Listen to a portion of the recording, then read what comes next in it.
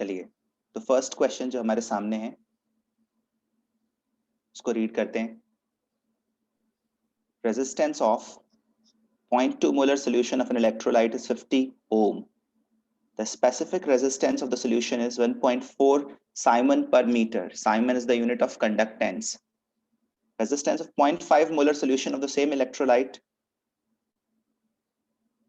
is 280 ohm.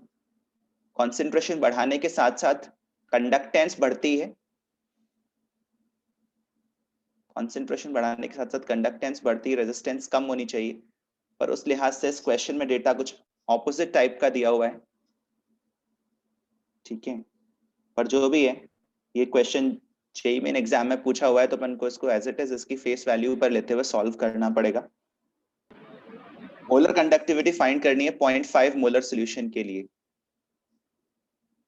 ठीक है, इस क्वेश्चन में ये अज्यूम करना पड़ेगा कि जो दोनों रेजिस्टेंसेस मेजर की गई हैं 50 ओम और 280 ओम, ये सेम कंडक्टिविटी सेल में मेजर की गई हैं।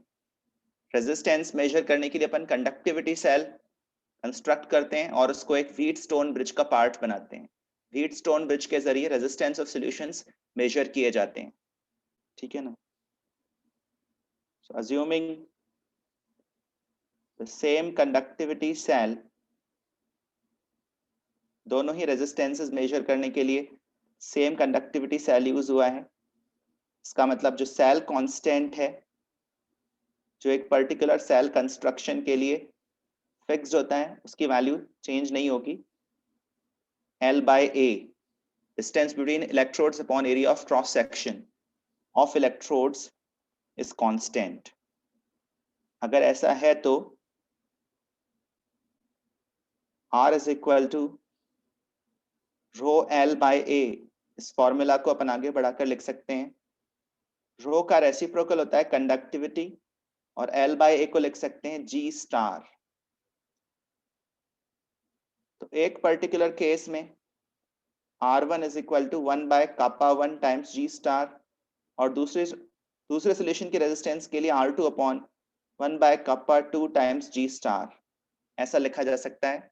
kappa is the conductivity of the solution। ठीक है, अब G स्टार को हम इन दोनों इक्वेशन से एलिमिनेट कर सकते हैं। अगर मैं R1 by R2 करूं तो ये बन जाएगा kappa 2 by kappa 1, inverse proportionality के चलते। और यहाँ पर अपन को देखो R1 R2 दोनों ही पता है, ओरिजिनल सॉल्यूशन की रेजिस्टेंस, दूसरे सॉल्यूशन की रेजिस्टेंस, और अपन को conductance specific conductance first solution की पता है, मतलब कापा 1 पता है, कापा 2 पता नहीं है, वो अपन यहाँ पर इजीली फाइंड कर सकते हैं। इवैल्यूएट करिए। R1 50, R2 280 और कापा 1 की वैल्यू 1.4 साइमन पर मीटर। तो देखो ये कितना हो जाएगा, 1.4 से ये कैंसिल भी हो रहा है कुछ हद तक, 200 टाइम्स, तो 1/4 साइमन पर मीटर आएगा, 0.25 साइमन पर मीटर। तो ये जो 0.5 मोलर सॉल्यूशन है, इसके लिए मुझे कंडक्टिविटी मिल गई। अब आगे बढ़ते हुए मुझे मोलर कंडक्टिविटी बतानी है। तो molar conductivity lambda m defined है एज कापा बाय सी, लेकिन इस फॉर्मूला में आपको यूनिट्स का ध्यान रखना होता है। अक्सर यूनिट्स का ध्यान ना रखने की वजह से आंसर गलत आ जाता है। देखो यहाँ पर यूनिट्स चाहिए साइमन मीटर स्क्वायर पर मोल में। ये कापा 2 तो अपना साइमन पर मीटर में आ गया है, 0.25 साइमन पर मीटर, लेकिन कॉन्सेंट्रेशन जो है वो 0.5 मोल्स पर लीटर है, मोल्स पर लीटर। इसको मीटर क्यूब में बदलना पड़ेगा। ध्यान रहे 1 metre cube is 1000 litres. 1 metre cube में 1000 लीटर्स होते हैं। अगर मैं इस फैक्टर से मल्टीप्लाई कर दूं तो लीटर्स जो है वो मीटर क्यूब में बदल जाएंगे। तो ये value 0.5 into 10 to the power-3 siemens metre square per mole हो जाएगी। 5 into 10 to the power minus 4 siemens metre square per mole. Solve करते समय ये क्वेश्चन इजी लग सकता है, लेकिन अक्सर यूनिट्स का ध्यान ना रखने के कारण लोग सही आंसर तक नहीं पहुंच पाते, क्योंकि फ्रंट वाला नंबर तो सभी में एक जैसा है। अगर यूनिट्स का केयर नहीं करेंगे तो दूसरा कोई ऑप्शन मार्क हो जाएगा। ठीक है, सेकेंड क्वेश्चन की तरफ आते हैं। Oxidation of succinate ion produces ethylene and carbon dioxide gases. On passing 0.2 Faraday electricity through an aqueous solution of potassium succinate, total volume of gases at STP is. तो यहां पर अपन पोटेशियम सक्सीनेट का electrolysis कर रहे हैं। तो सबसे पहले तो थोड़ा थोड़ा अपन को यहाँ पर कंपाउंड्स के बारे में पता होना चाहिए।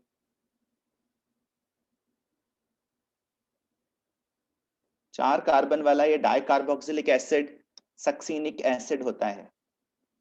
सक्सीनिक एसिड कि अगर KOH से रिएक्शन कराएं, मतलब न्यूट्रलाइज करवाएं इसको, तो फाइनली इस तरह का एक सॉल्ट बनता है। ये पोटेशियम सक्सीनेट है। जब इसकी इलेक्ट्रोलिसिस करवाएंगे तो एनायंस जो हैं वो एनोड की तरफ जाएंगे और केटायंस कैथोड की तरफ जाएंगे। और ये भी ध्यान रखिए मीडियम में वाटर भी है। Cations will move towards cathode. Cathode पर केटायंस का रिडक्शन हो या वाटर का रिडक्शन हो, ये डिसीजन लेना है। तो K+ जो है वो काफी हद तक एक इनर्ट आयन है पानी में, बहुत इजीली ये रिड्यूस नहीं होगा। तो कैथोड पर एक्चुअली वाटर का रिडक्शन होगा, रिडक्शन ऑफ वाटर। हमेशा ध्यान रखिए वाटर के रिडक्शन से हाइड्रोजन गैस बनती है और वाटर के ऑक्सीडेशन से ऑक्सीजन गैस बनती है। वाटर के ऑक्सीडेशन से ऑक्सीजन, वाटर के रिडक्शन से हाइड्रोजन। रिडक्शन हो रहा है, कितने इलेक्ट्रॉन्स का गेन हुआ है वो भी अपन मार्क कर सकते हैं।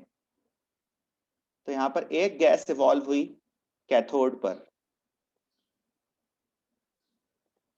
और एनोड पर एक्चुअली इन्हीं सक्सीनेट आयंस का ऑक्सीडेशन होगा। एनोड पर हमेशा ऑक्सीडेशन होता है, चाहे किसी भी तरह का सेल हो, गैल्वेनिक या इलेक्ट्रोलिटिक, ये आप जानते हैं। ऑक्सीडेशन के बाद, लॉस ऑफ इलेक्ट्रॉन्स के बाद, यहां से अपन को ईथीन गैस ऑब्टेन होगी। इस प्रोसेस को कोल्ब्स इलेक्ट्रोलिसिस भी कहते हैं। तो एनोड पर ऑक्सीडेशन हुआ, पूरी प्रोसेस में आप देखिए ethene, carbon dioxide and hydrogen, ये तीन गैसेस रिलीज हो रही हैं। अब क्वेश्चन के इंफॉर्मेशन पर एक बार फिर जाइए। 0.2 फैराडे इलेक्ट्रिसिटी पास करी है एक्वस सॉल्यूशन के थ्रू। 0.2 फैराडे इलेक्ट्रिसिटी का मतलब है 0.2 मोल्स ऑफ इलेक्ट्रॉन्स। 1 फैराडे का मतलब 1 मोल ऑफ इलेक्ट्रॉन्स का चार्ज, 0.2 फैराडे का मतलब 0.2 मोल ऑफ इलेक्ट्रॉन्स का चार्ज। अब अगर मैं कोफिशिएंट्स पर नजर डालूं तो मुझे पता चल रहा है कि अगर 2 मोल इलेक्ट्रॉन्स मूव करें एक्सटर्नल सर्किट में, 2 मोल ऑफ इलेक्ट्रॉन्स, तो 1 मोल hydrogen gas, 1 mole ethene and 2 mole carbon dioxide gas form होगी। तो ये तो 2 मोल्स से होगी, तो 0.2 मोल ऑफ इलेक्ट्रॉन से कितनी होगी? 0.2 मोल्स ऑफ इलेक्ट्रॉन्स के corresponding 0.1 moles of hydrogen plus 0.1 moles of ethene plus 0.2 moles of carbon dioxide, gases release होंगी। जब अपन गैसेस के वॉल्यूम को कैलकुलेट करने जाते हैं with the help of temperature, pressure and moles, तो हमारे लिए इंपॉर्टेंट ये होता है कि उनके टोटल मोल्स कितने हैं। तो यहाँ पर टोटल मोल्स ऑफ गैसेस अगर अपन देखें तो 0.4 मोल्स ऑफ गैसेस हैं, और टेम्परेचर प्रेशर कंडीशंस जो है वो STP वाली हैं, स्टैंडर्ड टेम्परेचर एंड प्रेशर। और इसके बारे में आप ये जानते होंगे कि 1 मोल ideal gas, 1 mole ideal gas at STP is equivalent to 22.4 liters of volume। 0.4 moles of gas का वॉल्यूम कितना होगा? 0.4 moles of gases will be equivalent to 0.4 into 22.4 liters. यहां से आप देखेंगे 8.96 लीटर्स ऑफ वॉल्यूम है सभी गैसेस का कलेक्टिवली। ठीक है, तो इस क्वेश्चन का आंसर हो जाएगा फोर्थ ऑप्शन। ये एक अच्छा क्वेश्चन है, अगर इसमें अपन सारी गैसेस आइडेंटिफाई ना करें तो अपन सही आंसर तक नहीं पहुंचेंगे, कोई और आंसर मार्क हो जाएगा। एंड ऑब्वियसली रिएक्शंस लिखना आना चाहिए, सिर्फ एनोड हाफ रिएक्शन नहीं, कैथोड हाफ रिएक्शन भी लिखनी है, क्योंकि क्लियरली मेंशन्ड है सारी गैसेस का वॉल्यूम फाइंड करना है both at cathode and anode. Next question की तरफ आते हैं। 9.65 एम्पियर्स ऑफ करंट 1 घंटे के लिए नाइट्रोबेंजीन के थ्रू पास किया गया एसिडिक मीडियम में। Amount of para aminophenol produced is, कितना पैरा अमीनोफिनॉल प्रोड्यूस हुआ? तो यहां पर नाइट्रोबेंजीन का रिडक्शन हो रहा है, बट एक इंटरेस्टिंग प्रोडक्ट बन रहा है। नाइट्रोबेंजीन के रिडक्शन से, कंप्लीट रिडक्शन से अपन एनिलीन का फॉर्मेशन एक्सपेक्ट करते हैं, लेकिन यहां पर पैरा अमीनोफिनॉल बन रहा है। तो जिस कार्बन पर ये OH लग रहा है उस कार्बन पर तो एक्चुअली ऑक्सीडेशन हो रहा है और इस नाइट्रोजन का रिडक्शन हो रहा है।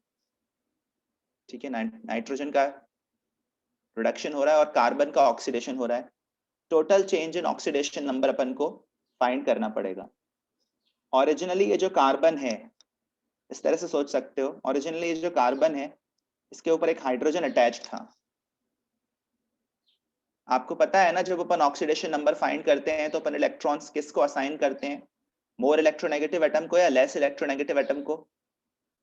संगम, व्हाइल डिटरमिनिंग ऑक्सीडेशन नंबर किसको इलेक्ट्रॉन्स असाइन करते हैं? सर जो ज्यादा इलेक्ट्रोनेगेटिव है उसको इलेक्ट्रॉन असाइन करते हैं। हाँ, जो ज्यादा इलेक्ट्रोनेगेटिव है उसको असाइन करते हैं। तो कार्बन और हाइड्रोजन में ज्यादा इलेक्ट्रोनेगेटिव है कार्बन, स्लाइटली मोर इलेक्ट्रोनेगेटिव। तो इस तरह से सोचो, पहले ये दो इलेक्ट्रॉन्स CH बॉन्ड के दोनों इलेक्ट्रॉन्स अपन कार्बन को दे रहे थे। अब जब कार्बन से ऑक्सीजन अटैच हो जाएगा तो इस बॉन्ड के दोनों इलेक्ट्रॉन्स किसको मिल जाएंगे? ऑक्सीजन को। तो पहले ऑक्सीजन को ये दो इलेक्ट्रॉन मिल रहे थे, अब नहीं मिल रहे हैं, अब नहीं मिल रहे हैं। तो यहाँ पर कार्बन को एक्चुअली 2 इलेक्ट्रॉन्स का लॉस फील हो रहा है। ठीक है, दूसरी तरफ जब नाइट्रोजन के साथ ऑक्सीजन अटैच्ड था तो ये सारे इलेक्ट्रॉन्स ऑक्सीजन को मिल रहे थे ऑक्सीडेशन नंबर की कैलकुलेशन में। नाइट्रोजन के पास सिर्फ ये 2 इलेक्ट्रॉन आ रहे थे। ठीक है ना, अब नाइट्रोजन के पास ये लोन पेयर भी हैं और ये वाले इलेक्ट्रॉन्स भी मिल रहे हैं, ये वाले इलेक्ट्रॉन्स भी मिल रहे हैं। कुल मिलाकर 2, 4, 6 इलेक्ट्रॉन्स ज्यादा मिल रहे हैं। 6 इलेक्ट्रॉन्स ज्यादा मिल रहे हैं पहले के मुकाबले। पहले सिर्फ ये 2 इलेक्ट्रॉन मिल रहे थे, अब टोटल 8 मिल रहे हैं अगर आप ध्यान से देखें तो। ऊपर से 6 इलेक्ट्रॉन का फायदा हो रहा है नाइट्रोजन को। Nitrogen is gaining 6 electrons as the conversion is being carried out, but carbon is losing 2 electrons during the course of this process. तो इस नाइट्रोजन को 6 का गेन, कार्बन को 2 का लॉस। पूरे मॉलिक्यूल के पर्सपेक्टिव से देखें तो कितने इलेक्ट्रॉन्स का गेन या लॉस है? 4 इलेक्ट्रॉन्स का। ये बात आप समझ पा रहे हो क्या? और उसके बाद इस कंपाउंड का मोलर मास भी फाइंड करिए, C6H4OH and NH2। इसका मोलर मास फाइंड करिए। 6 कार्बन एटम्स 72 हो गया और 7 oxygen hydrogen atoms 79 plus 16 95 plus 14 109 grams पर मोल इसका मोलर मास है। चलिए अब सोचो किस तरह से कैलकुलेशन करेंगे। टाइम और करंट की मदद से अपन क्या फाइंड कर सकते हैं? चार्ज। और चार्ज को फिर बदल सकते हैं मोल्स ऑफ इलेक्ट्रॉन्स में, मोल्स ऑफ इलेक्ट्रॉन्स को बदल सकते हैं मोल्स ऑफ नाइट्रो अमीनोफिनॉल में। ठीक है ना, और मोल्स ऑफ अमीनोफिनॉल को फिर बदल सकते हैं मास में। इसमें कैलकुलेशन डेफिनेटली है। मास ऑफ अमीनोफिनॉल फॉर्म्ड, ये सारी कैलकुलेशन एक लाइन में देखो इस तरह से करेंगे। 1 आवर का मतलब 3600 सेकेंड्स, इसको करंट से मल्टीप्लाई करिए 9.65 कूलम पर सेकेंड, ये आ गया कूलम्स। फिर हमको पता है 1 मोल इलेक्ट्रॉन्स में चार्ज होता है 96,500 कूलम्स, इस फैक्टर से मल्टीप्लाई करके आ गए मोल्स ऑफ इलेक्ट्रॉन्स। फिर रिएक्शन की शक्ल देखी तो पता चला 4 मोल ऑफ इलेक्ट्रॉन्स से 1 मोल ऑफ अमीनोफिनॉल प्रोड्यूस होता है। ठीक है, तो 1 मोल अमीनोफिनॉल from 4 moles of electrons, और 1 मोल अमीनोफिनॉल का मास है 109 ग्राम्स। इस तरह से कन्वर्जन होगा, यूनिट्स कैंसिल होती जाएंगी, फाइनली अपन ग्राम्स तक पहुंचेंगे। इसमें अगर आप कैलकुलेशन करें तो फाइनली 9.65 भी ऊपर नीचे कैंसिल हो जाएगा, 36 by 100 into 1 by 4 into 109 grams. 4 से भी ये कैंसिल हो रहा है, ठीक है, 9 टाइम्स, तो आप ये देखोगे फाइनली 9.81 ग्राम्स आएगा। करके देखना, 9.1 grams, 9.81 grams matches with the first option. तो ये भी एक अच्छा क्वेश्चन था। फोर्थ क्वेश्चन, पानी को कितनी देर तक इलेक्ट्रोलाइज करें 100 एम्पियर करंट पास करके, जिससे कि जो ऑक्सीजन रिलीज हो वो 27.66 ग्राम ऑफ डायबोरेन को बर्न कर सके। हाँ अदिति बोलो। अदिति, सर एक बार ये सेकंड क्वेश्चन एक बार फिर से बता दो। ये कोल्ब्स इलेक्ट्रोलिसिस वाला, ये इलेक्ट्रोलिसिस वाला नहीं सर, ये फैराडे इलेक्ट्रिसिटी, यस सर ये वाला।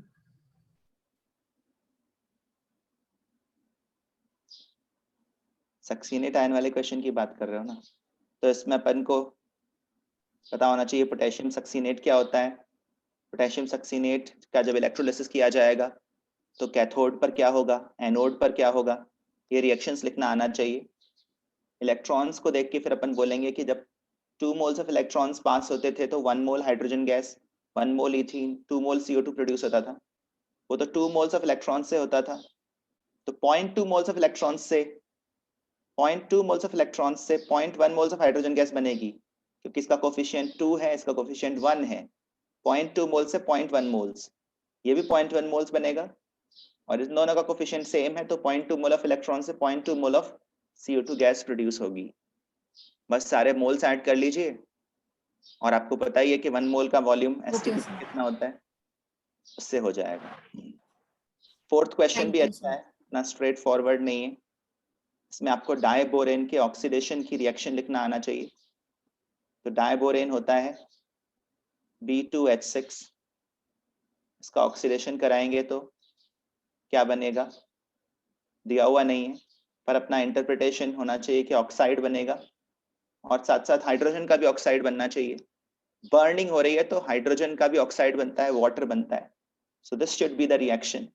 उसके बाद इसको अगर बैलेंस करने के लिए अपन जाएं, यहाँ मैंने 3 लिखा, 3 लिखते ही हाइड्रोजन बैलेंस हो गया, बोरॉन बैलेंस्ड है, और ऑक्सीजन के फ्रंट में भी 3 लगाएंगे। So this is how the reaction will get balanced.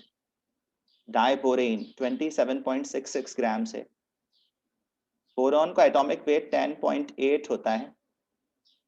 पूरे कंपाउंड का मोलर मास अगर फाइंड करने जाऊं तो देखो कितना आता है,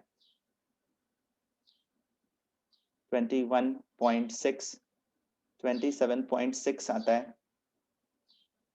तो ये 27.66 जो दे रखा है इसको 1 मोल ही मानना पड़ेगा। 27.6 ग्राम ऑफ डायबोरेन है, ऐसा ही मान के सॉल्व करेंगे, जो कि 1 मोल ऑफ डायबोरेन है। और 1 मोल डायबोरेन के साथ ऑक्सीजन कितना चाहिए? 3 मोल्स। 3 मोल्स ऑफ ऑक्सीजन का मास कितना होगा? वैसे तो मास की जरूरत नहीं है, सिर्फ मोल्स की ही जरूरत है। अब आ जाइए पानी की इलेक्ट्रोलिसिस पर। 3 मोल्स ऑफ ऑक्सीजन चाहिए। पानी की इलेक्ट्रोलिसिस की हाफ रिएक्शंस अगर आपको लिखने में दिक्कत होती हो तो कंप्लीट रिएक्शन लिखकर भी सॉल्व कर सकते हैं। वाटर की इलेक्ट्रोलिसिस से ऑब्वियसली हाइड्रोजन एंड ऑक्सीजन बनेंगे। अगर आप देखें तो ऑक्सीजन जो है वो -2 ऑक्सीडेशन स्टेट से 0 ऑक्सीडेशन स्टेट में आ रहा है। तो हर ऑक्सीजन एटम 2 इलेक्ट्रॉन लूज कर रहा है। 2 ऑक्सीजन एटम्स 4 इलेक्ट्रॉन लूज करेंगे। ऐसे ही हाइड्रोजन के बारे में सोचें तो every hydrogen atom is gaining 1 electron.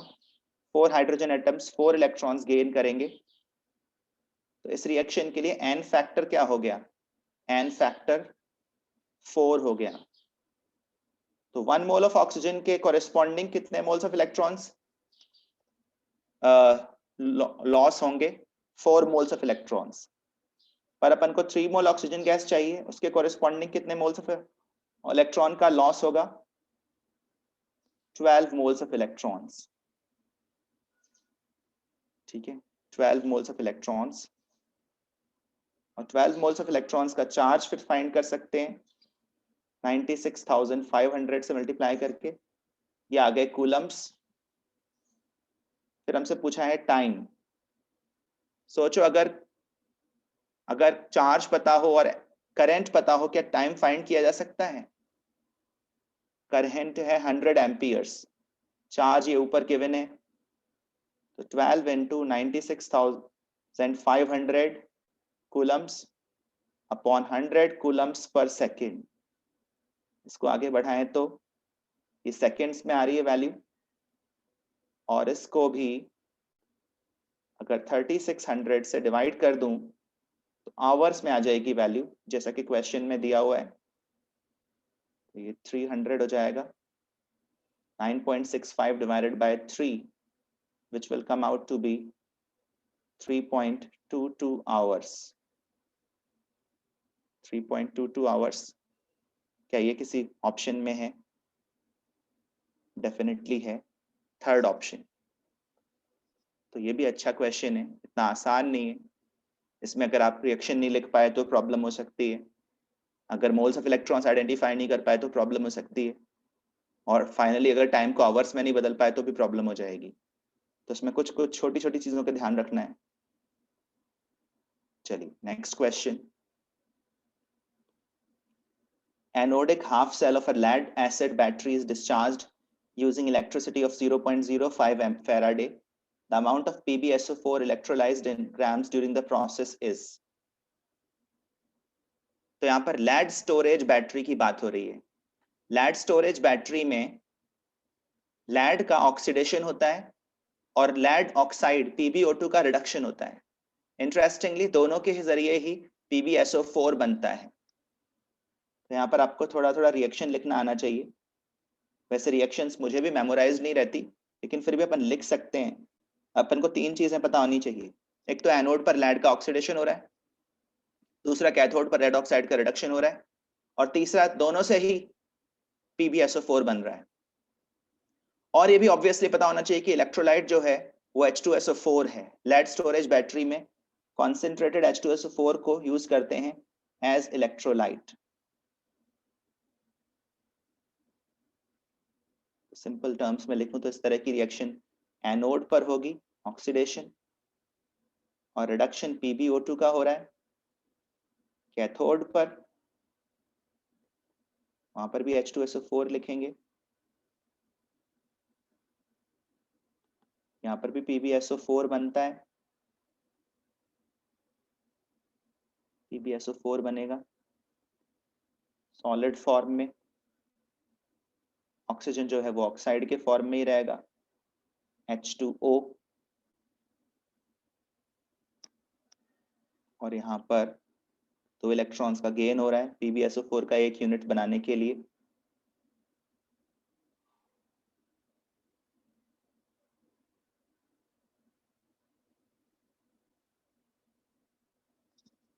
ठीक है,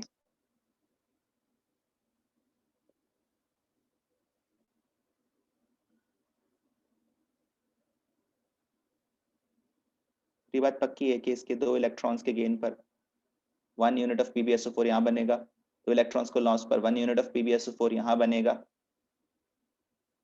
अब 0.05 फैराडे इलेक्ट्रिसिटी है, मतलब 0.05 मोल्स ऑफ इलेक्ट्रॉन्स ट्रांसफर हुए हैं।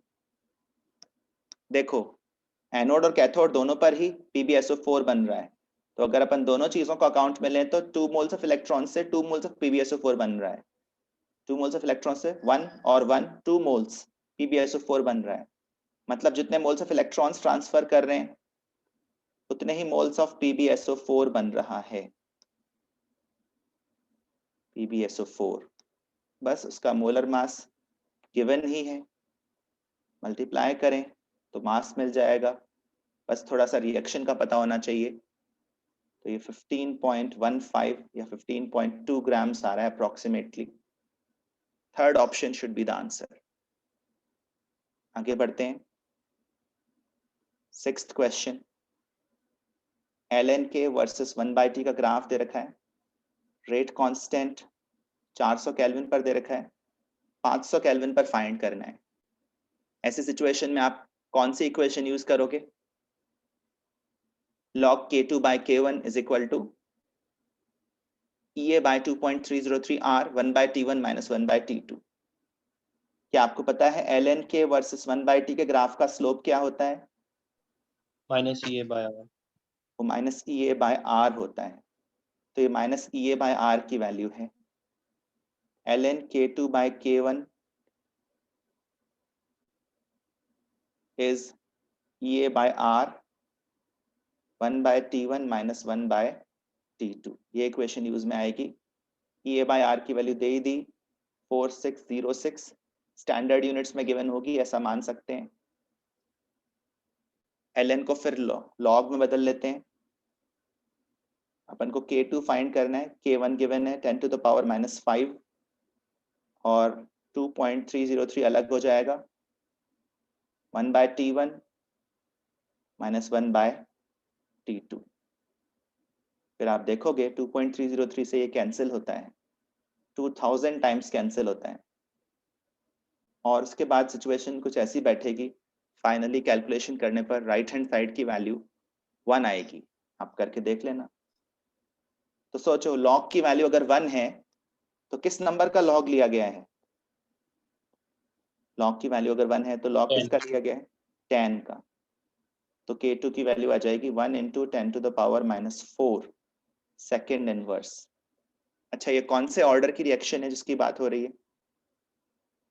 वैसे ऑर्डर तो फिलहाल इस क्वेश्चन में मैटर नहीं कर रहा था, लेकिन ये फर्स्ट ऑर्डर की रिएक्शन है।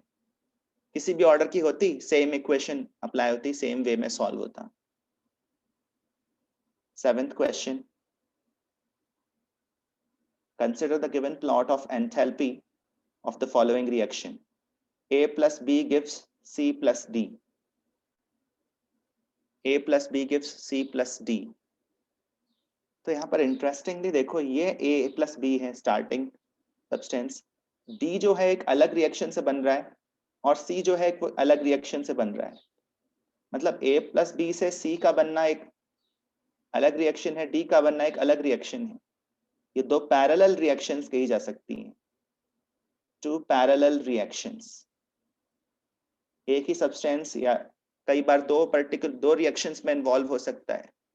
जैसे SN1 और E1 पैरेलल रिएक्शंस हैं, SN2 और E2 पैरेलल रिएक्शंस हैं। Same nucleophile as base react कर जाए तो एलिमिनेशन हो जाएगा, एज न्यूक्लियोफाइल सब्स्टिट्यूशन करवा दे SN2 हो जाएगा। वो पैरेलल रिएक्शंस हैं, ठीक है ना। तो कुछ ये भी पैरेलल रिएक्शंस हैं।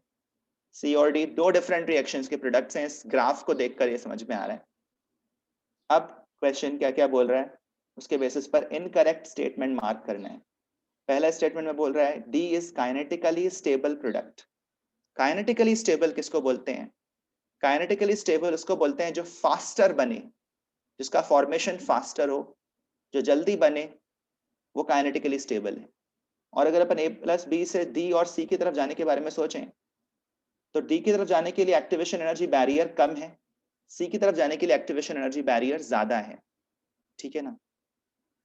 एक बार इस दिशा में जाते हुए सोचो, एक बार इस डायरेक्शन में जाते हुए सोचो। तो जिसके लिए बैरियर कम है उसका फॉर्मेशन फास्टर होगा, नॉर्मली अपन ऐसा सोच सकते हैं। तो डी का फॉर्मेशन फास्टर है, इस वजह से डी को काइनेटिकली स्टेबल प्रोडक्ट कहा जा रहा है जो फास्टर बने, ठीक है ना। तो ये स्टेटमेंट एक्चुअली सही है। Formation of A and B from C has highest activation energy of activation. यहाँ पर ये रिवर्स रिएक्शन की बात कर रहा है। तो जितनी भी रिएक्शंस यहाँ पर दिखाई गई हैं, चाहे वो ए प्लस बी से डी का बनना हो, या डी से ए प्लस बी का बनना हो, या ए प्लस बी से सी का बनना हो, या सी से ए प्लस बी का बनना हो, यहाँ पर चार आपको एक्टिवेशन एनर्जीज दिख रही होंगी। तो इनमें से हाईएस्ट एक्टिवेशन एनर्जी किसके लिए दिख रही है आपको? सी से ए प्लस बी बनने के लिए तो दिख रही है। तो ये वाला स्टेटमेंट भी सही है। थर्ड में बोल रहा है C is the thermodynamically stable product. Thermodynamically stable product उसको बोलेंगे जिसका एंथैल्पी लोअर हो, जो पोटेंशियल एनर्जी के पॉइंट ऑफ व्यू से ज्यादा स्टेबल हो, और वो सी है। अगर डी और सी को कंपेयर करें तो सी का एंथैल्पी लेवल लोअर है। जो एंथैल्पी वाइज लोअर होता है वो थर्मोडायनेमिकली स्टेबल है, और जो फास्टर बनता है वो काइनेटिकली स्टेबल है। जहां तक फोर्थ पॉइंट का सवाल है, activation enthalpy to form C is 5 kilojoules per mole less than that to form D. तो सी को बनाने के लिए जो एक्टिवेशन एनर्जी बैरियर है कितना है, आप बता सकते हो क्या इस ग्राफ को देखकर? सी को बनाने के लिए जो एक्टिवेशन एनर्जी बैरियर है वो इतना है, 15 किलोजूल पर मोल। वो तो ज्यादा है ना। डी को बनाने के लिए जो एक्टिवेशन एनर्जी चाहिए वो 10 किलोजूल्स पर मोल चाहिए। सी को बनाने के लिए जो चाहिए वो 15 किलोजूल्स पर मोल चाहिए। सी को बनाने के लिए ज्यादा एक्टिवेशन एनर्जी रिक्वायर्ड है, ये बोल रहा है कि कम रिक्वायर्ड है।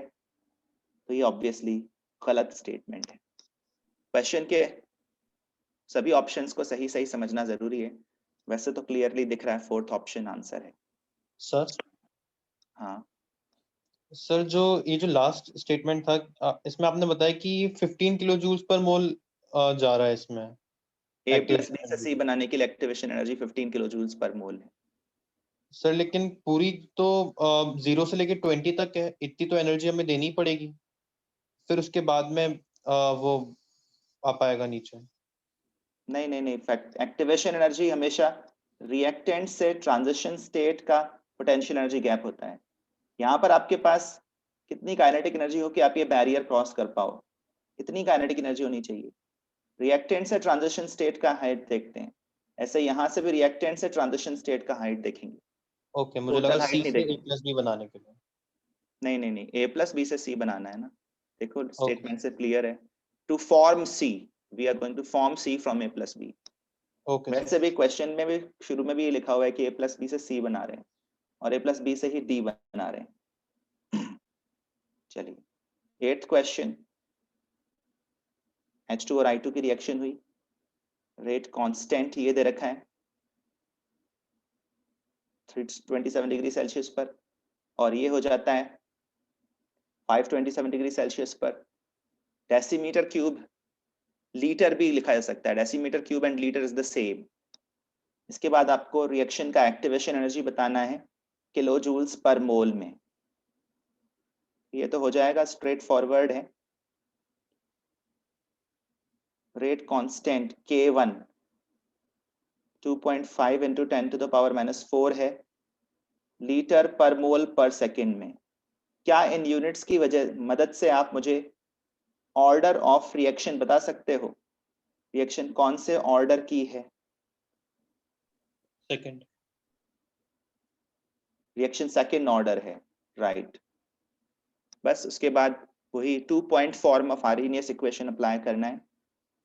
log K2 by K1 is E upon 2.303 R 1 by T1 minus 1 by T2।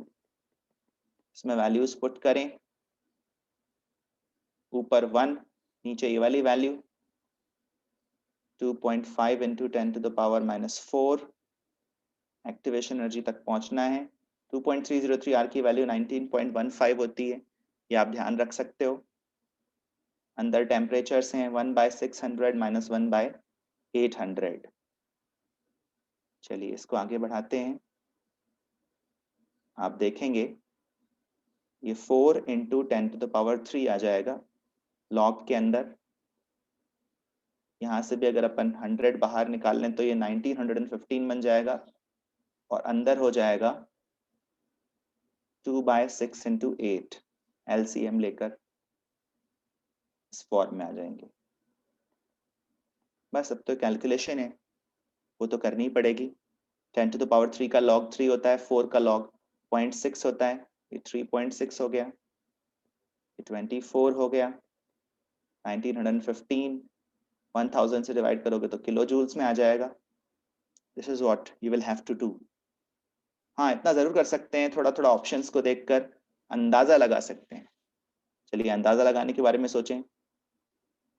तो ये 1.9 लगभग 2 के करीब है, 24 से मल्टीप्लाई करेंगे तो 24 ऑलमोस्ट डबल हो जाएगा।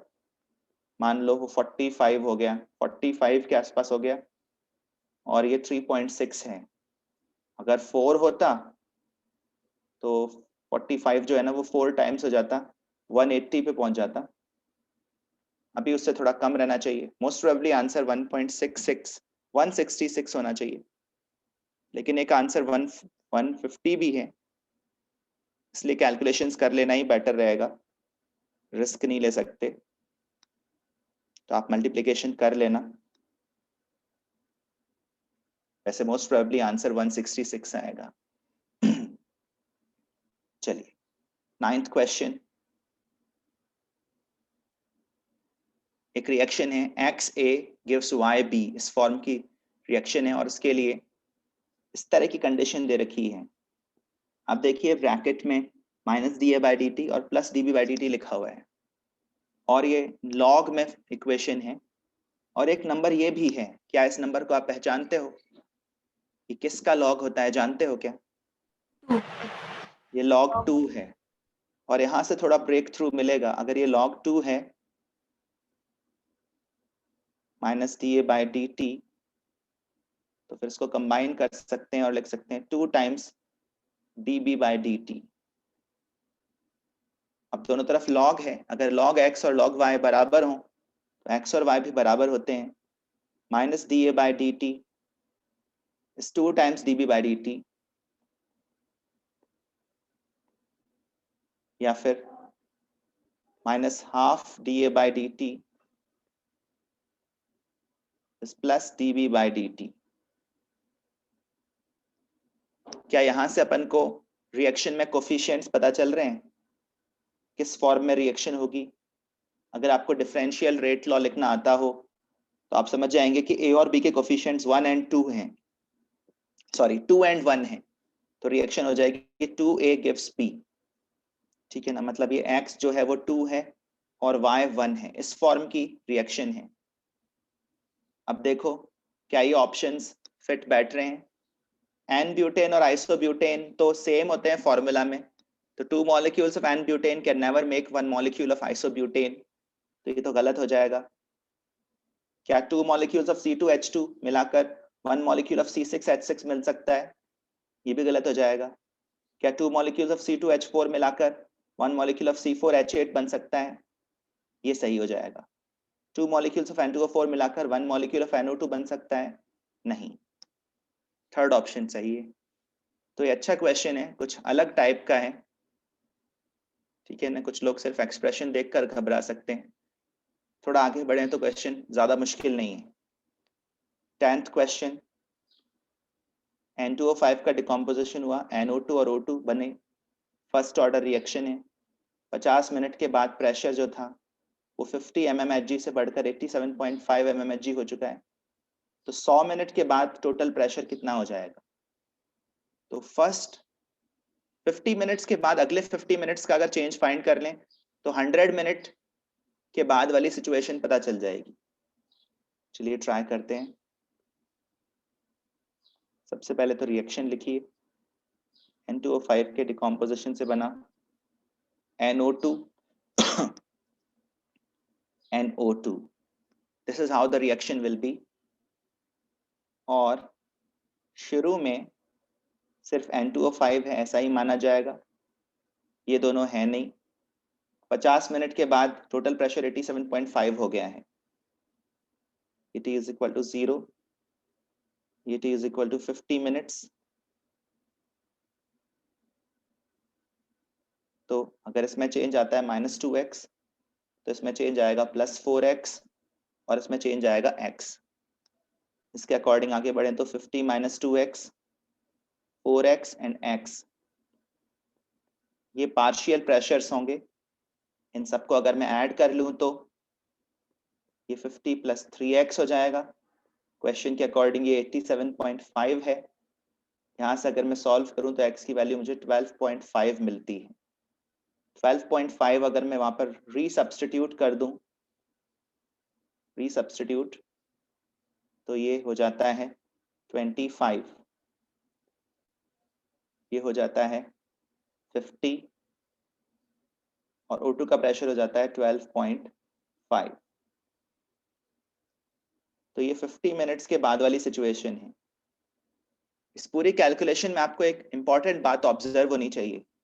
क्या आपने ऑब्जर्व करी? ऑब्जर्व करो, N2O5 का प्रेशर स्टार्टिंग में 50 mmHg था और 50 मिनट के बाद 25 mmHg है। इसका मतलब N2O5 का प्रेशर हाफ हो गया है। इसका मतलब ये जो 50 मिनट है, ये N2O5 के डिकम्पोजिशन की रिएक्शन का हाफ लाइफ है।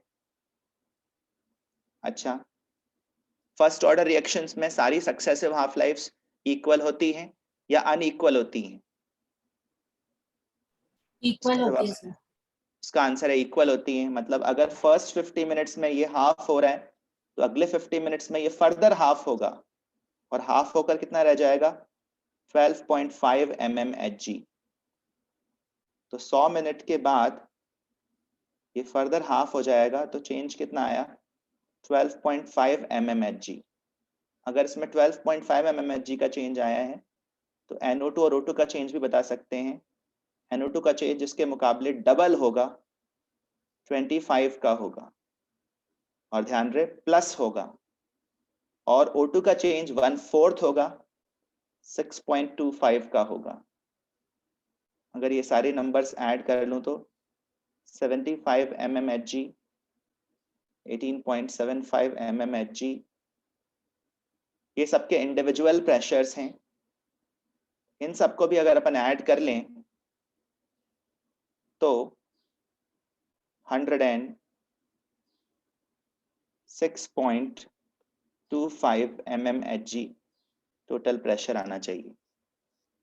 ये क्वेश्चन तो पूरा सॉल्व करना ही पड़ेगा, सिर्फ ऑप्शंस देखकर मार्क नहीं हो पाएगा। ये भी अच्छा क्वेश्चन है, क्योंकि इसमें शुरू में ये पता नहीं कि ये हाफ लाइफ है। थोड़ा सॉल्व करने पर पता चलता है कि 50 मिनट्स हाफ लाइफ है, और उसके बाद सॉल्व करना थोड़ा आसान हो जाता है। चलिए 11th क्वेश्चन। H2O2 का डिकम्पोजिशन एक फर्स्ट ऑर्डर रिएक्शन है। 50 मिनट में H2O2 की कॉन्सेंट्रेशन 0.5 से 0.125 मोलर हो गई एक पर्टिकुलर डिकम्पोजिशन में। जब H2O2 की कॉन्सेंट्रेशन 0.05 हो जाएगी, तो rate of formation of O2 कितना हो जाएगा? चलिए करने की कोशिश करते हैं। H2O2 का डिकम्पोजिशन इस तरह से होता है, H2O बनता है और ऑक्सीजन गैस बनती है। 0.5 से 0.125 होना, यहां से आपको कुछ समझ में आना चाहिए। 0.5 से 0.125 होने का मतलब कॉन्सेंट्रेशन 1/4 हो गई है। देखो, हाफ लाइफ एक इंपॉर्टेंट आइडिया है काइनेटिक्स में, और क्वेश्चंस में आपको इस आइडिया के बारे में सोचना चाहिए। यू शुड बी अवेयर कि इसका यूज आ सकता है, आता रहता है, और इसमें इस क्वेश्चन में भी आ रहा है। इसमें हाफ लाइफ का आइडिया फिट हो रहा है। हाफ हाफ करते जाने पर अपन को 0.125 मोलर मिल रहा है। मतलब दो हाफ लाइफ मिलाकर 50 मिनट्स हैं, तो half life of the reaction हो गया 25 मिनट्स। क्या यहां से अपन को रेट कांस्टेंट मिल सकता है? रेट कांस्टेंट तो मिल सकता है। अब यहां पर सवाल यह भी उठता है कि जो रेट कांस्टेंट है वो किस फॉर्म में रिएक्शन को लिखकर फाइंड किया गया था? क्या वो रेट कांस्टेंट, मतलब क्या वो रेट कांस्टेंट जो है वो -DH2O2 by d t is equal to k times H2O2 के लिए फाइंड किया गया था, या फिर वो rate constant minus half of DH2O2 by d t is equal to k dash times H2O2 के लिए फाइंड किया गया था। अगर आप रिएक्शन को simplest whole number coefficients use करते हुए लिखते हो तब तो H2O2 का कोफिशिएंट 2 आता है, और नॉर्मली जो अपन जनरल रेट लिखते हैं वो इसी तरह से लिखते हैं, -1/2 DH2O2 by dt is also equal to plus DO2 by dt। तो अगर अपन simplest whole number coefficient use करते हुए रिएक्शन को लिखेंगे तब तो रेट ये है, और अगर इस रेट को अपन K टाइम्स H2O2 करेंगे तो DO2 by dt की एक वैल्यू मिलेगी। लेकिन अगर मैं ये वाला एक्सप्रेशन यूज करते हुए करूंगा तो फिर मुझे DO2 by dt की एक डिफरेंट वैल्यू मिलेगी। तो आप किस फॉर्म में रेट लॉ लिख रहे थे, रेट आप किसको बोल रहे थे, माइनस DH2O2 by dt को बोल रहे थे या minus half DH2O2 by dt को बोल रहे थे? Sir minus DH2O2 by dt होगा। माइनस DH2O2 by dt होगा, वही चीज इंटरप्रेट करनी है। नॉर्मली जो अपन रेट लॉस डिराइव करते हैं वो रिएक्टेंट का कोफिशिएंट 1 मानते हुए डिराइव करते हैं, और कुछ भी मेंशन ना हो तो यही मानना चाहिए कि रेट जो है वो simply rate of change of concentration के बराबर है रिएक्टेंट के लिए, ठीक है ना। वैसे यहाँ पर हाफ भी लग सकता था, ये भी पॉसिबिलिटी थी, तब अपन को एक डिफरेंट आंसर मिलता, पर रिएक्टेंट का कोफिशिएंट 1 मानते हुए ही फॉर्मूलाज यूज में लिए जाते हैं, और ये माना जाएगा कि रेट लॉ इस फॉर्म में है। ये वाला के और ये वाला के सेम नहीं है, ध्यान रहे, नहीं है ना। के प्राइम जो है वो k/2 है, ठीक है ना, के प्राइम k/2 है। इस फॉर्म को अगर अपन यूज कर रहे हैं तो ये वाला k अपन को मिल जाएगा ln2/t½ और अगर ये k मिल गया तो इसकी मदद से फिर अपन rate of formation of O2 भी लिख पाएंगे। अगर मैं रेट ऑफ रिएक्शन इसको बोल रहा हूं तो rate of formation of O2 जो है वो हाफ हो जाएगा, half of minus DH2O2 by dt, और हाफ करेंगे तो k टाइम्स हाफ का फैक्टर भी आगे कैरी होगा, k टाइम्स H2O2 की कॉन्सेंट्रेशन,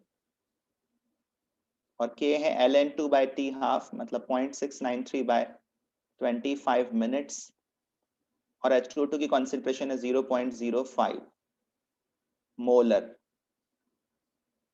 इसको अगर मैं आगे बढ़ाऊं तो ये 6.93 इंटू 10⁻³ मोलर पर मिनट आता है। कुछ गड़बड़ हो गई क्या? 0.05/50 है, एक सेकंड, तो ये 0.01/100 हो जाएगा, 10⁻⁴ हो जाएगा।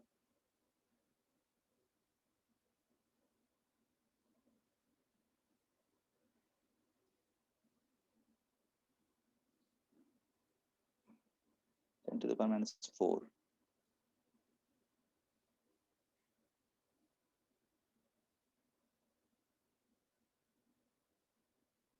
(10⁻⁴) आएगा यहाँ पर, क्योंकि 0.05/50 हो जाएगा ना ये, तो ये आगे बढ़कर 0.01/10 हो जाएगा, 10⁻⁻3। फिर यहाँ पे 6.93 को भी 0.693 को भी 6.93 लिखूंगा तो एक 10⁻⁻1 और आएगा, फाइनली ये वैल्यू मिलेगी। तो ये इसका आंसर है, पर ये इतना आसान क्वेश्चन नहीं है, पर ऑप्शंस में शायद यही मैच करेगा। अगर अपन दूसरे तरीके से सोचेंगे तो कोई ऑप्शन मैच करेगा भी नहीं। क्वेश्चन को थोड़ा और स्पेसिफाई करना चाहिए था वैसे। सर हाँ सर तो फिर हमें यही कंक्लूड करना है कि हमें ये उसको रेट लॉ को उसमें कोएफिशिएंट को 1 मानते हुए रेट लॉ डिराइव की गई होगी, उससे ही फिर हाँ, सॉल्व। रिएक्टेंट का कोफिशिएंट 1 मानते हुए डिराइव की गई होगी, अगर कुछ बताया हुआ नहीं है तो। वैसे इसको लिखना चाहिए था, जैसे इसको लिखना चाहिए था कि रिएक्शन ये है, इस तरह की रिएक्शन। अगर रिएक्शन पूरे लिख देता, इस तरह से लिख देता, तो फिर अपन 1/2 को ही लेकर चलते, या फिर ये बोल देता कि रेट इस तरह से डिफाइंड है, rate is minus half of dH2/dt, dH22/dt, या फिर rate is equal to minus dH2O2/dt। जैसे भी लिखता उसके अकॉर्डिंग अपन जाते, पर इसने स्पेसिफाई नहीं किया। उस केस में यही मान के चलो कि रिएक्टेंट का कोफिशिएंट 1 मानते हुए इक्वेशन लिखी गई है। Okay sir. ठीक है। 12th क्वेश्चन, एक पर्टिकुलर रिएक्शन है, फर्स्ट ऑर्डर है हर रिएक्टेंट के रिस्पेक्ट में, ओवरऑल तो सेकंड ऑर्डर हो गई, रेट कांस्टेंट दे रखा है, ए की इनिशियल कॉन्सेंट्रेशन दे रखी है, बी की इनिशियल कॉन्सेंट्रेशन दे रखी है, ए की कॉन्सेंट्रेशन 100 सेकेंड्स के बाद क्या हो जाएगी ये बताना है। अगर आप क्वेश्चन अच्छे से रीड करेंगे तो आपको दो नंबर्स स्ट्राइक करने चाहिए, ए की कॉन्सेंट्रेशन 0.1 और बी की कॉन्सेंट्रेशन 4, इनमें काफी ज्यादा डिफरेंस है। बी की जो इनिशियल कॉन्सेंट्रेशन है वो 40 टाइम्स है ए की इनिशियल कॉन्सेंट्रेशन से, जबकि चेंज दोनों में बराबर आएगा, दोनों का कोफिशिएंट 1 है। तो अगर ए पूरा पूरा भी खत्म हो जाए, ए 0.1 मोलर से 0 भी पहुंच जाए, तो भी बी जो है 4 मोलर से 3.9 मोलर ही पहुंचेगा। चेंज तो बराबर है, लेकिन अगर परसेंटेज चेंज देखें, बी में कितना परसेंटेज चेंज आया, तो इसका जवाब है 2.5%, जबकि ए में 100% चेंज आ चुका है। मतलब ए जब खत्म भी हो गया है तो भी बी में 2.5% चेंज आया है। और केमिस्ट्री में अपन यूजुअली 5% तक का चेंज नेग्लिजिबली स्मॉल मानते हैं। रेट लॉ तो ये है, पर क्योंकि बी नॉट बहुत बड़ा है ए नॉट से, और चेंज भी दोनों में बराबर है, change in concentration of B equals change in concentration of A, तो अपन बोल सकते हैं कि बी की कॉन्सेंट्रेशन हर समय ए की कॉन्सेंट्रेशन से बहुत ज्यादा है। बी की कॉन्सेंट्रेशन हर समय ए की कॉन्सेंट्रेशन से बहुत ज्यादा है,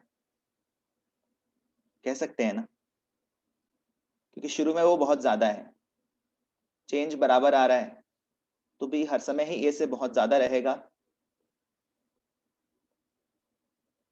और ऑलमोस्ट बी नॉट के बराबर रहेगा। तो आपको समझ में आ रहा होगा अपन किस दिशा में जा रहे हैं। अपन इस रिएक्शन को एक स्यूडो फर्स्ट ऑर्डर रिएक्शन की तरह ट्रीट करना चाह रहे हैं। बी की कॉन्सेंट्रेशन में सिर्फ 2-2.5% का चेंज आ रहा है, तो वो नियरली कांस्टेंट है, तो B at any time T is approximately equal to B naught. इन दोनों कांस्टेंट्स को मल्टीप्लाई करके एक नया कांस्टेंट बनाएंगे। इन दोनों को अगर आप मल्टीप्लाई करें, ठीक है, तो 0.02 आएगा पर सेकेंड, 0.02 सेकेंड इनवर्स टाइम्स ए। तो रिएक्शन इफेक्टिवली ए के रिस्पेक्ट में ही फर्स्ट ऑर्डर बन गई। यहां से फिर अपन आगे सॉल्व कर सकते हैं। a at any time t is a naught e to the power minus kt। ये फर्स्ट ऑर्डर रिएक्शन के लिए इक्वेशन होती है। ऑप्शन को देखते हुए समझ में आ रहा है कि e के फॉर्म वाली इक्वेशन यूज करनी चाहिए।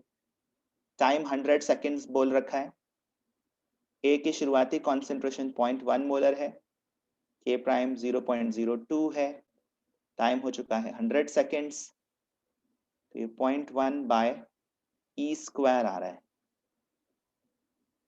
a की concentration after 100 seconds, first option. आगे बढ़ते हैं। एक फर्स्ट ऑर्डर रिएक्शन है, log k और 1/t के बीच का रिलेशन दे रखा है, तो यहां से आपको pre exponential factor and activation energy find करने हैं। कर लोगे इस तरह का क्वेश्चन?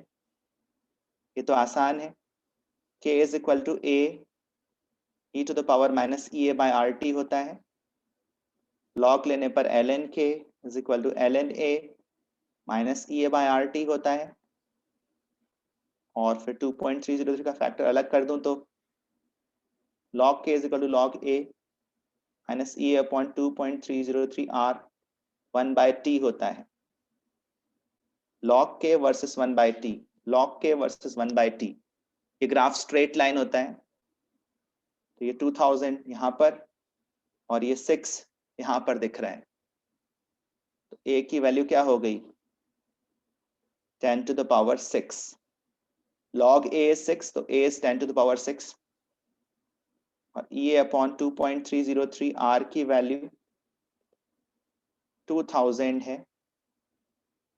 ऑब्जेक्टिव क्वेश्चंस में भी आपको इस तरह से ही सॉल्व करना पड़ेगा। 2.303 r की वैल्यू याद हो जानी चाहिए 19.15 किलो जूल्स पर मोल, मल्टीप्लाई करके आ जाएगा 38.3 किलो जूल्स पर मोल। तो ये ज्यादा मुश्किल नहीं था, ये भी एक स्टैंडर्ड प्रोफाइल है, ऐसे कई क्वेश्चंस बनते हैं। 15th क्वेश्चन, क्या इन दोनों रिएक्शंस के E0 वैल्यूज में आप कोई रिलेशन बता सकते हो? फर्स्ट और सेकंड इक्वेशंस में क्या रिलेशन है, पहले तो ये देखो। फर्स्ट इक्वेशन से सेकंड इक्वेशन तक कैसे पहुंच पाएंगे? क्या फर्स्ट इक्वेशन को रिवर्स करना पड़ेगा? उसका जवाब है हाँ, करना पड़ेगा। उसके बाद क्या फर्स्ट इक्वेशन को थ्रू आउट किसी फैक्टर से मल्टीप्लाई भी करना पड़ेगा? एक सेकेंड, यहां पर भी हाफ होना चाहिए, हाफ से मल्टीप्लाई करना पड़ेगा। तो रिएक्शन 1 को रिवर्स करना पड़ेगा and multiply by half. Half से मल्टीप्लाई करने पर क्या E0 वैल्यू पर कोई फर्क पड़ता है? No sir. नहीं, हाफ से मल्टीप्लाई करने पर E0 वैल्यू पर कोई फर्क नहीं पड़ता, लेकिन रिएक्शन को रिवर्स करने से डेफिनेटली E0 का साइन चेंज हो जाता है। तो E0 जो सेकंड रिएक्शन से एसोसिएटेड है वो सिंपली नेगेटिव है as compared to E0 for the first reaction, opposite way में लिखे हुए होने के कारण। ठीक है ना, फैक्टर से मल्टीप्लाई करने पर E0 पर कोई फर्क नहीं पड़ता। E0 एक इंटेंसिव क्वांटिटी है, रिएक्शन को आप किसी भी फैक्टर से मल्टीप्लाई करें, सेल पोटेंशियल या स्टैंडर्ड सेल पोटेंशियल सेम रहेगा। 14th क्वेश्चन, 14th क्वेश्चन में दो रिएक्शंस हैं, दोनों के लिए आर्हीनियस इक्वेशन लिखी हुई है, एक्टिवेशन एनर्जीज अलग अलग हैं और ये बोला हुआ है कि E1 is twice of E2, मतलब definitely E1 is greater than E2। ln k t plus 10 upon kt, ये कंपेयर करना है। ln k t plus 10 upon k at t, first reaction के लिए तो हो जाएगा E1 by R 1 by t plus 10 minus 1 by t, और second reaction के लिए हो जाएगा E2 by R 1 by t plus 10 minus 1 by t।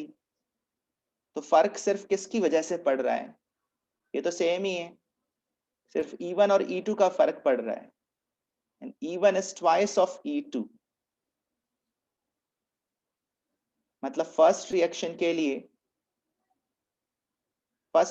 लिए ये वैल्यू बड़ी आएगी, सेकेंड रिएक्शन के लिए वैल्यू छोटी आएगी।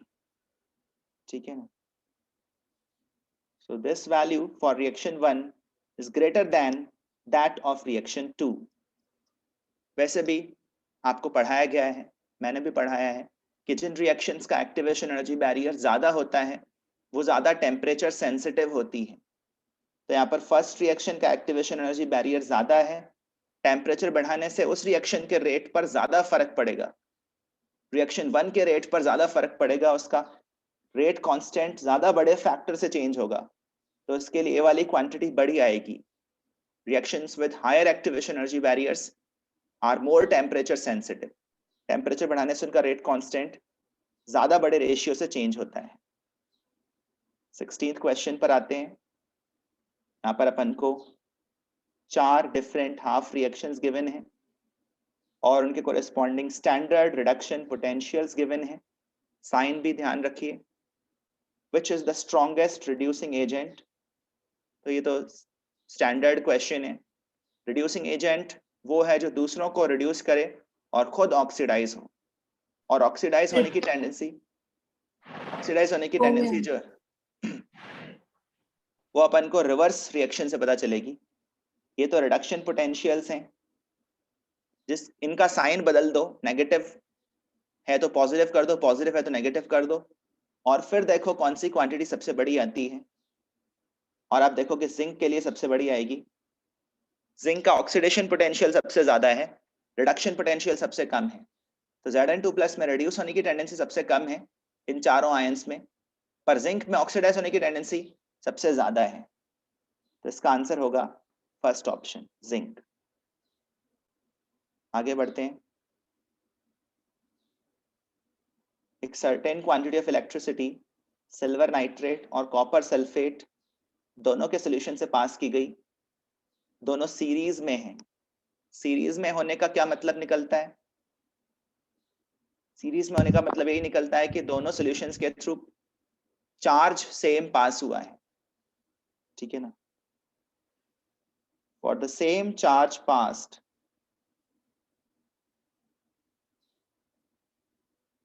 फैराडे के सेकंड लॉ में कहा गया है mass deposited is proportional to equivalent weight. अगर सेम चार्ज पास किया जाए तो एक इलेक्ट्रोड पर सिल्वर आयंस डिपॉजिट हो रहे हैं सिल्वर के फॉर्म में, दूसरे सॉल्यूशन के कैथोड पर कॉपर आयंस डिपॉजिट हो रहे हैं कॉपर के फॉर्म में। So mass of copper deposited upon mass of silver deposited will be equal to equivalent weight of copper upon equivalent weight of silver, और equivalent weight मिलता है molar mass को n factor से divide करके। तो copper के लिए 63.5 को 2 से और सिल्वर के लिए 108 को 1 से डिवाइड करना पड़ेगा। मास ऑफ सिल्वर भी दिया हुआ है 1.08 ग्राम्स। यहाँ से mass of copper deposited easily आ जाएगा, आप करके देखिए 0.318 ग्राम्स आएगा, थर्ड ऑप्शन। ठीक है। 18th क्वेश्चन, एक कंडक्टिविटी सेल है जिसका सेल कांस्टेंट दिया हुआ है, कॉन्सेंट्रेशन दिया हुआ है, एक वीक एसिड का सॉल्यूशन है उसके अंदर, रेजिस्टेंस उसकी इतनी है, limiting molar conductivity eight infinite dilution given है। तो आपको वीक एसिड का डिग्री ऑफ डिसोसिएशन बताना है जो इस पर्टिकुलर कॉन्सेंट्रेशन पर हुआ है। तो इस तरह का इंफॉर्मेशन देखते ही आपके माइंड में क्लिक करना चाहिए। Degree of dissociation of weak acid का फॉर्मूला होता है molar conductivity at a particular concentration upon limiting molar conductivity. तो लिमिटिंग मोलर कंडक्टिविटी तो दे ही रखा है, बस मोलर कंडक्टिविटी फाइंड करना है, और मोलर कंडक्टिविटी होता है कापा बाय सी, ठीक है ना। और कापा फाइंड करने के लिए रेजिस्टेंस का यूज कर सकते हैं। Resistance is equal to rho L by A, rho है 1 by kappa, L by A है जी स्टार। तो यहां से अपन कंडक्टिविटी फाइंड कर सकते हैं G star by resistance. G star की वैल्यू है 3 सेंटीमीटर इनवर्स, रेजिस्टेंस की वैल्यू है 3000 ओम। तो यहां से आप देखेंगे कापा की वैल्यू 1 × 10⁻³ पर ओम पर सेंटीमीटर आ रही है, या साइमन पर सेंटीमीटर।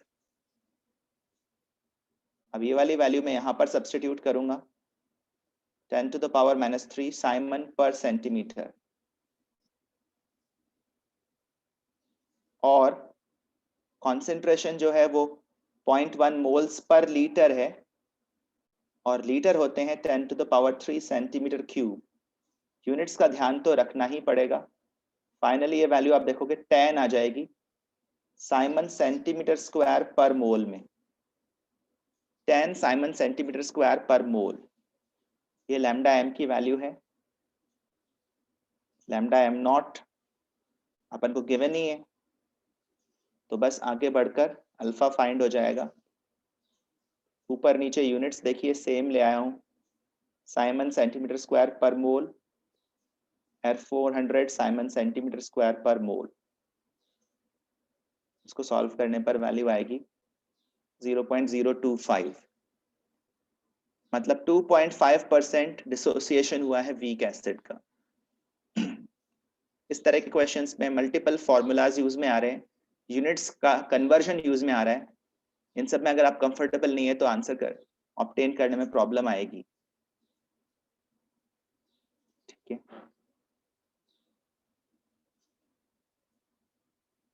इस वाले सेल में ये पर्टिकुलर गैल्वेनिक सेल गिवन है, ये सेल नोटेशन होता है, इससे आप वाकिफ होंगे।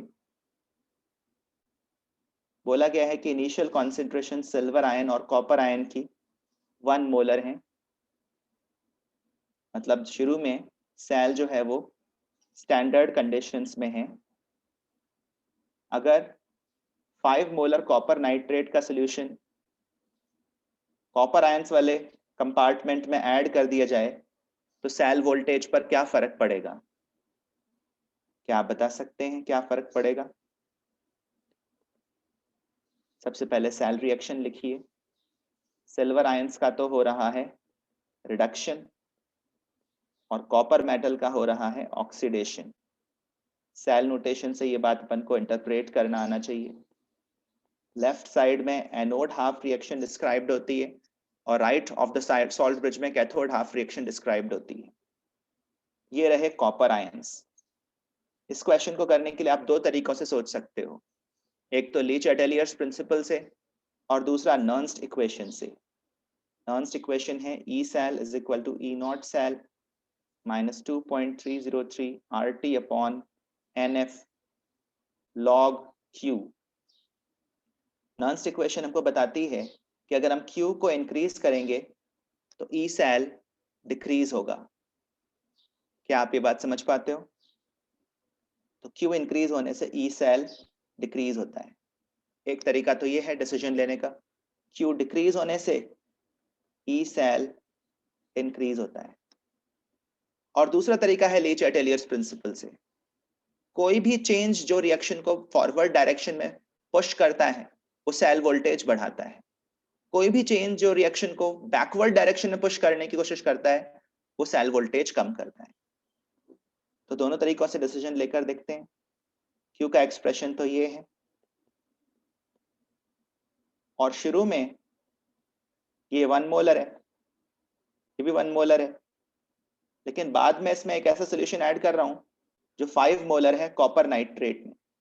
ऐसा करने से कॉपर आयंस की कॉन्सेंट्रेशन बढ़ जाएगी या कम हो जाएगी? अगर एक ज्यादा कॉन्सेंट्रेशन वाला सोल्यूशन ऐड कर देंगे तो कॉपर आयंस की कॉन्सेंट्रेशन बढ़ेगी। ऑब्वियसली कॉपर आयंस की कॉन्सेंट्रेशन बढ़ेगी तो Q बढ़ेगा, Q बढ़ेगा तो सेल वोल्टेज कम होगा। और इस तरह से भी सोचकर देखिए, कॉपर आयंस की कॉन्सेंट्रेशन बढ़ा रहा हूं, प्रोडक्ट की कॉन्सेंट्रेशन बढ़ा रहा हूं, एक तरह से प्रोडक्ट ऐड कर रहा हूं, तो ऐसा करने से रिएक्शन फॉरवर्ड डायरेक्शन में पुश होती है या बैकवर्ड डायरेक्शन में? उसका जवाब है बैकवर्ड डायरेक्शन में। And any change that pushes the reaction in the backward direction will decrease cell potential. Any change which pushes the reaction in the forward direction makes the reaction more spontaneous, will increase cell voltage. इस तरह से ये questions किए जाते हैं। चलिए ये question हो गया। 20th क्वेश्चन, इसमें 2 कंसेप्ट यूज में आ रहे हैं, एक तो सॉल्युबिलिटी प्रोडक्ट का कंसेप्ट है और दूसरा मोलर कंडक्टिविटी का कंसेप्ट है। Conductivity of a saturated solution of CaF2 is this. Conductivity दे रखी है और ये लिमिटिंग मोलर कंडक्टिविटीज आयंस की दे रखी है और कैल्शियम फ्लोराइड का सॉल्युबिलिटी प्रोडक्ट पूछा है। तो ये तो अजीब सा क्वेश्चन लगता है पढ़ने में, पर अपन को ये पता होना चाहिए कि कैल्शियम फ्लोराइड जो है वो वाटर में कम डिसॉल्व करता है, काफी कम डिसॉल्व करता है। तो कैल्शियम और फ्लोराइड आयन की जो कॉन्सेंट्रेशंस क्रिएट होती हैं वो बहुत कम क्रिएट होती हैं और कैल्शियम फ्लोराइड का जो सैचुरेटेड सोल्यूशन है वो इनफाइनाइट डाइल्यूशन पर आप मान सकते हो, सोल्यूशन एट इनफाइनाइट डाइल्यूशन मान सकते हैं, क्योंकि कैल्शियम और फ्लोराइड दोनों की कॉन्सेंट्रेशंस काफी कम क्रिएट होंगी। पहला तो ये अजम्पशन लेना पड़ेगा।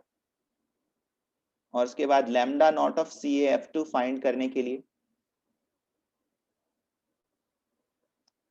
Law of independent migration apply करेंगे, कोलराउशेस लॉ ऑफ इंडिपेंडेंट माइग्रेशन, इस तरह से। फिर ये नंबर सब्स्टिट्यूट करेंगे, 104 + 2 × 48, यूनिट्स की तरफ भी ध्यान दीजिए, साइमन सेंटीमीटर स्क्वायर पर मोल, तो ये वैल्यू हो जाएगी 200 साइमन सेंटीमीटर स्क्वायर पर मोल। तो ये मोलर कंडक्टिविटी इसके सैचुरेटेड सॉल्यूशन की है। इसके बाद हमें पता है कि मोलर कंडक्टिविटी होती है कापा बाय सी। क्वेश्चन ने अपन को कापा की वैल्यू दी हुई है, लैम्डा एम की वैल्यू हमने फाइंड कर ली, तो यहां से अब अपन सी फाइंड कर सकते हैं। कापा की वैल्यू है 4 × 10⁻⁻5 साइमन पर सेंटीमीटर, और लैम्डा एम की वैल्यू है 200 साइमन सेंटीमीटर स्क्वायर पर मोल। अगर इसको आगे बढ़ाएंगे तो 2 × 10⁻⁷ मोल्स पर सेंटीमीटर क्यूब मिलेंगे। पर ध्यान रहे अपन को कॉन्सेंट्रेशन मोल्स पर लीटर में चाहिए, मोल्स पर सेंटीमीटर क्यूब में नहीं। सेंटीमीटर क्यूब में 10⁻³ लीटर्स होते हैं, सेंटीमीटर क्यूब एक तरह से मिलीलीटर होता है, मिलीलीटर। तो मोल्स पर लीटर में ये वैल्यू इस तरह से आ जाएगी। ये कॉन्सेंट्रेशन ऑफ CaF2 है। अब एक और बात समझो, CaF2 जब पानी में डिसॉल्व हुआ है और सैचुरेटेड सॉल्यूशन बनाया है, तो कैल्शियम और फ्लोराइड आयंस प्रोड्यूस हुए हैं। जितने moles per litre calcium fluoride के डिसॉल्व हुए हैं, उतने ही moles per litre calcium ions के बने हैं, और उसके double moles per litre fluoride ions के बने हैं। इस इंफॉर्मेशन से अपन सॉल्युबिलिटी प्रोडक्ट फाइंड कर सकते हैं, कैल्शियम इंटू फ्लोराइड का स्क्वायर।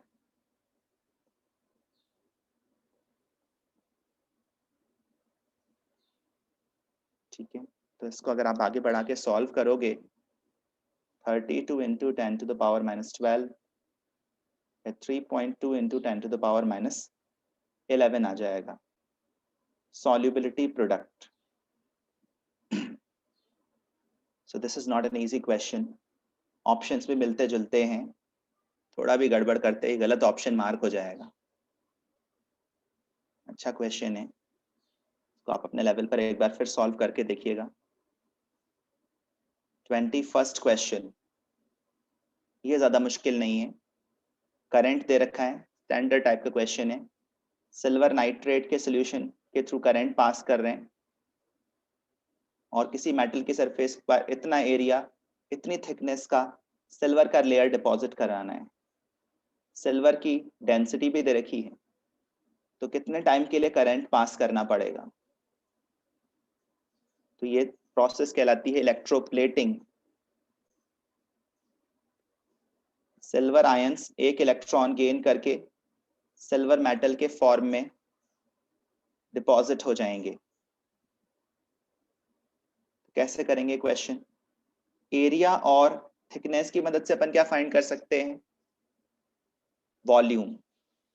वॉल्यूम को डेंसिटी से मल्टीप्लाई करके फिर क्या फाइंड कर सकते हैं, मास। मास को फिर क्या मोल्स में बदल सकते हैं, मोल्स ऑफ सिल्वर से क्या मोल्स ऑफ इलेक्ट्रॉन्स फाइंड कर सकते हैं, मोल्स ऑफ इलेक्ट्रॉन्स से चार्ज फाइंड कर सकते हैं, और चार्ज से फिर टाइम फाइंड कर सकते हैं।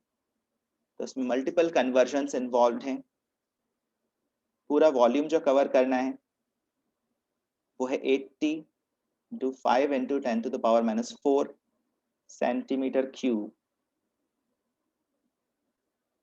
फिर डेंसिटी से मल्टीप्लाई किया, तो मास आ गया, मास आ गया तो मोल्स में बदलिए। 1 mole of silver has a mass of 108 grams और 1 मोल सिल्वर के साथ 1 मोल इलेक्ट्रॉन्स कंज्यूम हुए हैं 1 मोल सिल्वर को बनाने के लिए। 1 मोल इलेक्ट्रॉन्स का चार्ज 96,500 कूलम्स होता है। ये सब कन्वर्जन फैक्टर्स होते हैं और इनको यूज करने में आपको कंफर्टेबल होना पड़ेगा, ठीक है। और फिर कूलम्स आ गए तो करंट का यूज करिए। 4 एम्पियर्स करंट का मतलब क्या होता है? 4 कूलम्स इन 1 सेकेंड। फैराडेज लॉज के क्वेश्चंस जो हैं वो यूनिट कन्वर्जन के क्वेश्चंस हैं, बस यूनिट्स ऊपर नीचे कन्वर्ट करते जाइए, पुरानी यूनिट्स कैंसिल करवाते जाइए तो आपको आंसर मिल जाएगा। 4 into 10 to the power minus 2, 10.8 से ये कैंसिल हो जाएगा। 1 by 10, 96,500 into 1 by 4 seconds। सब कुछ मिलाइएगा तो 96.5 सेकेंड्स फाइनल आंसर मिलेगा, जो कि थर्ड ऑप्शन में नजर आ रहा है, ठीक है। चलिए आज अपना डिस्कशन अपन इसी स्टेज पर रोकते हैं। रिमेनिंग क्वेश्चंस मैं नेक्स्ट डिस्कशन क्लास में ले लूंगा। अभी मेरी एक और क्लास है after some time, otherwise I would finish the discussion. ये पीडीएफ मैं शेयर कर दूंगा तो आप बचे हुए क्वेश्चंस अपने लेवल पर ट्राई कर लेना, ठीक है। और फिर इसको डिस्कस करते हुए जो थर्ड स्लॉट के रिमेनिंग टॉपिक्स हैं उनका भी डिस्कशन नेक्स्ट स्लॉट में कंप्लीट करेंगे, ठीक है। Thank you sir.